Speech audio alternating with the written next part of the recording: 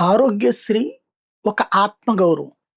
ఈ రాష్ట్ర పౌరుడిగా నాకు ఆరోగ్యాన్ని ఇచ్చే బాధ్యత ప్రభుత్వానిది. ఆ ఆరోగ్యాన్ని పొందే హక్కు నాది.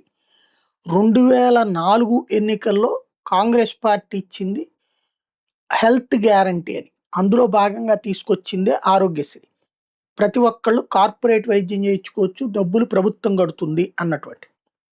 అది ఉన్నప్పుడు అది సక్రమంగా నిర్వర్తించడం కాకుండా దాన్ని ఆపేసి ముఖ్యమంత్రి దగ్గరికెళ్ళి సిఫార్సులు చేపించుకుని, అంటే మనం హాస్పిటల్‌లో రోగిని పట్టుకుని, రోగి సంగతి వదిలేసి, ఆ రోగికి అయ్యే ట్రీట్మెంట్ లక్షల్లో అవుతుంది కాబట్టి, ఆ డబ్బులు ఇప్పించమంటూ కౌన్సిలర్‌లు, కార్పొరేటర్‌లు, తెలుగుదేశం నాయకుల చుట్టూ తిరిగి, ఆ నాయకులు ఎమ్మెల్యేల దగ్గరికి తీసుకెళ్తే, ఎమ్మెల్యేల పీఏతో చెప్పి లెటర్ రాయించి చంద్రబాబు దగ్గరికి తీసుకెళ్తే, చంద్రబాబు నాయుడు డబ్బులిస్తే, "అయ్యా!